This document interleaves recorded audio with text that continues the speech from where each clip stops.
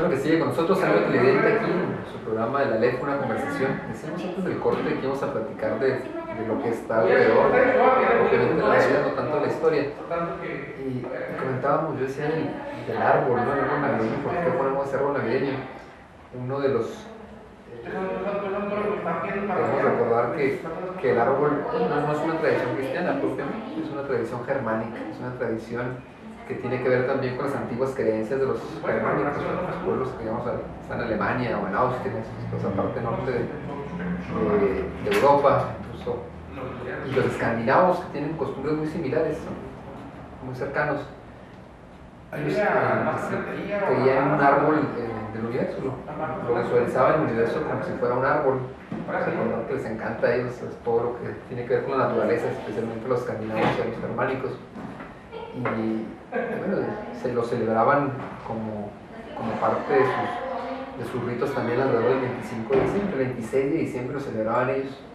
Entonces parece ser que cuando viene ya se populariza, es a partir ya de muchos siglos después, pero tiene que ver con eso, ¿no? El árbol como el universo, sí lo veían ellos, un árbol universal, de la cual en ese árbol universal pues, obviamente estaban incrustados los planetas o las estrellas, que son las esferas que ahora vemos, y era el nacimiento de un dios Frey, también no sé como Frey, ya lo he visto, pero eso es el dios que también es el dios del sol, al final de cuentas, vemos cómo se repite un poquito, pero es normal, tiene que ver con las fechas del solsticio de invierno, ¿no? Que es el día más corto, pero parece que es hasta el siglo XVIII, ¿no? Ya la época prácticamente moderna, ¿no? Cuando empiezan a popularizar. Sí, cuando se empieza a popularizar, porque fue el esposo de la reina Victoria el que se le ocurrió ponerlo en el Palacio de Windsor, y ya ahí, pues yo creo que ya empezaron a adoptar otras culturas y hasta acá con nosotros que ya no pueden faltar en ninguna casa. ¿En qué año fue? ¿En 1800? En 1800.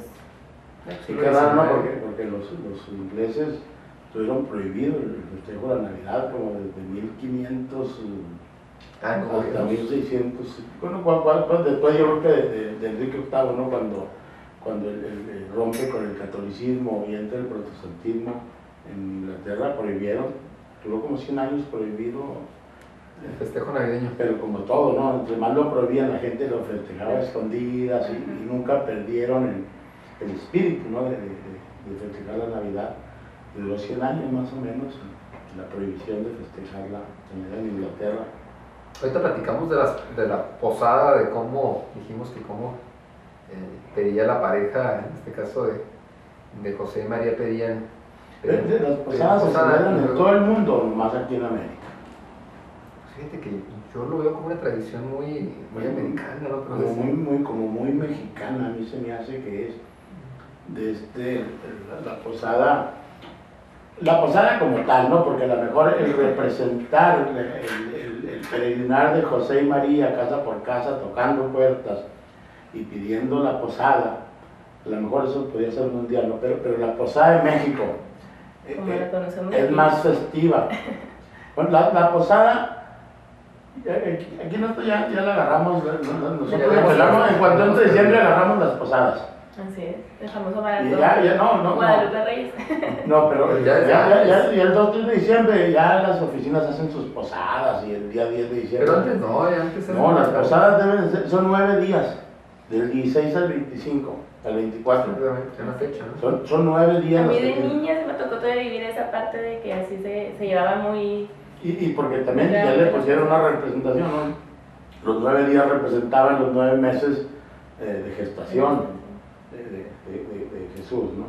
Y era representado el pedir posada para María, pero luego en México le haces fiesta, pides posada, te dan posada, y ya entrando haces fiesta, quiebras piñata, quiebras una piñata, y antes, ahorita son piñatas del hombre araña y de lo que tú quieras, sí. Pero antes eran piñatas de 7 picos, de los 7 pecados capitales. Tenía su representación. La piñata representaba los pecados, el palo representaba a Dios, la venda en los ojos representa la fe, la gente que grita representa a la iglesia, lo que te va guiando, a la derecha, arriba, abajo, atrás, ¿no? Entonces todos tenía su ¿Su por qué?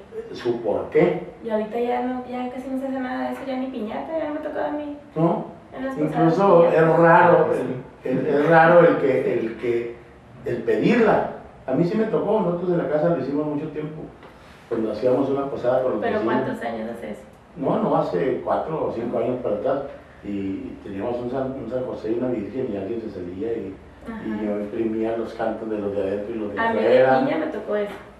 De niña me tocó vivir eso. Es que ahora ya se equipara más a una fiesta, ¿no? Es un convivio. Ahora más es un que convivio una más bien. posada, ¿no? Ajá. Sí, o sea, Le dices posada porque es en diciembre. Pero Pero igual puede ser en pierde octubre, realmente puede ser la posada, pierde realmente el sentido religioso o el Así es. sentido teológico de las cosas, ¿no? El recordar, el peregrinar de la Virgen.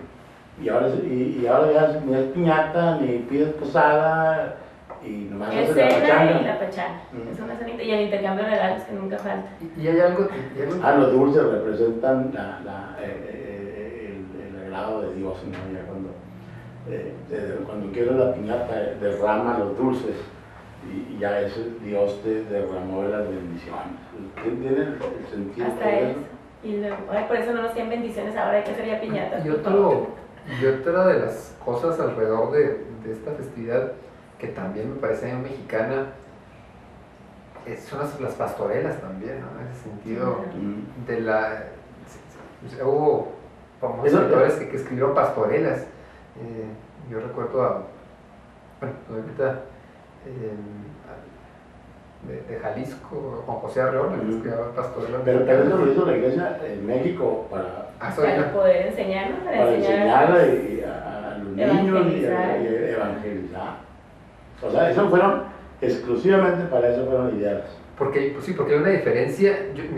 Yo por ejemplo las he visto en Estados Unidos como una representación teatral del nacimiento, únicamente el nacimiento de Cristo, donde incluso participan los niños y hacen, sí. pero no es Y el propia, diablo pero no, pero la mexicana tiene diablo diferentes temas. Ajá. O sea, no es nada más, o sea, se puede representar el camino o tiene que ver alrededor de la Navidad, pero hay una enseñanza moral, como es tú del cristianismo, ¿no? Una enseñanza moral que se da, y incluso pastorelas mexicanas, ¿no? Hay un montón de pastorelas mexicanas escritas para eso.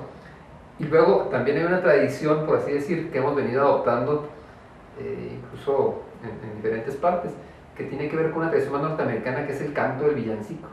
Porque los norteamericanos y los europeos en general, sobre todo los ingleses, ¿no? Porque los norteamericanos tienen costumbres inglesas, sí se acostumbra que los vecinos no pidan posada, pero salen y cantan a cantar villancicos. Entonces de esa manera le alegran la noche de Navidad, ¿no?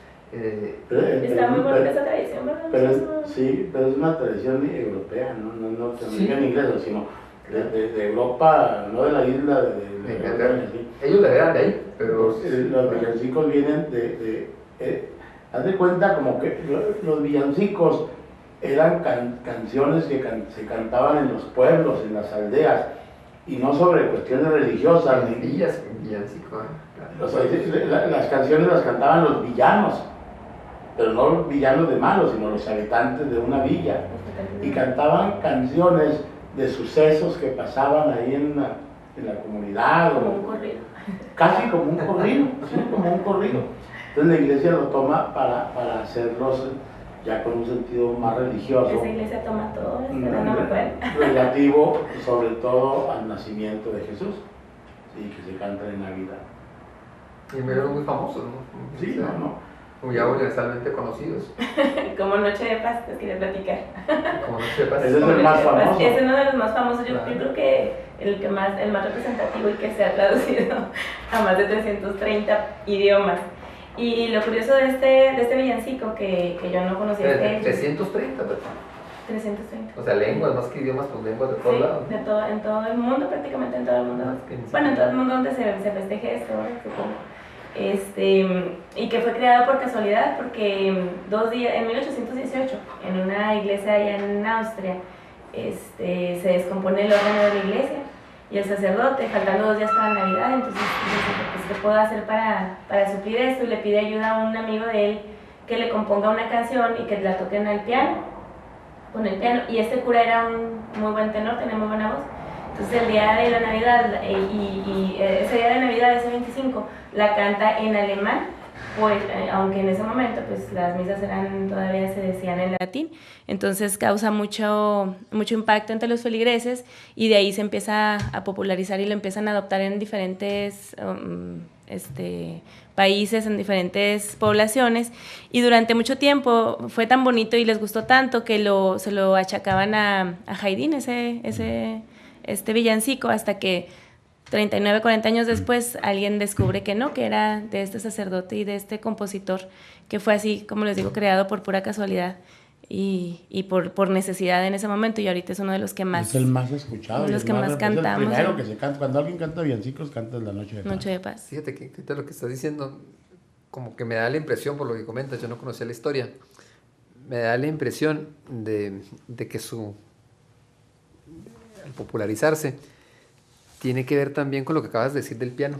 Se descompone el órgano de la iglesia, comentas, y el órgano es el instrumento sacro tradicional. Sí, sí. El piano nosotros lo vemos como muy formal, pero el piano en esa época siempre fue visto como algo muy ligero. Como una guitarra aquí. Sí. Así como... No, y muy informal, no propio de las liturgias, sino pero muy popular. Es decir, incluso antes del piano está el harpsicordio, ¿no? Aquel que tiene las teclas distintas, que las blancas y las negras están inversas, que era lo que tocaban en aquella época más que el piano. El piano era visto como algo muy ligero, es un instrumento de cuerda el piano, mucha gente dice ve las teclas, pero la gente que sabe música sabe que es una cuerda que está afinada en diferentes tonos, pero me parece que todo eso le da un ambiente como muy popular, ¿no? Y luego el otro hecho que mencionas, que lo cantara en alemán, que era la lengua vulgar, y no en el latín, que era la lengua religiosa, ¿no? Entonces, pues me parece que era muy fácil de que la gente se apropiara de ese, y aparte es muy bonita la melodía. Y aparte está muy bonito, la verdad que sí. Para en 2 días haber compuesto eso, pues... Si lo hubieran cantado en latín, no hubiera tenido el éxito, porque la gente ni le iba a entender. Ni le iba a entender, para empezar. Y tocado con órgano, pues hubiera sido menos pegajoso, supongo, también. Y a lo mejor por el piano. La verdad ha sido un impacto, algo muy bonito y muy diferente haberlo vivido, ¿sabes? Nos han de haber quedado todos así como que... ¿Y ahora qué está pasando? Sí. Fíjate que yo también les quería platicar, pero ahorita que regresemos, para que en el último segmento vamos a platicar muy rápido de las obras, decíamos, simplemente platicar de una obra literaria muy famosa, y esto como recomendación, decía yo, muy respetuosa, de a lo mejor con los niños en estas épocas navideñas, ir leyendo algún cuento de Navidad o incluso pasar, también se acostumbra mucho en muchos lugares, cuando la familia el día de Navidad se pone a ver películas juntos, ¿no? Vamos a platicar de unas películas bonitas que existen y que mucha gente las conocerá, pero hasta como recomendación, si nos permiten, pero después de una pausa.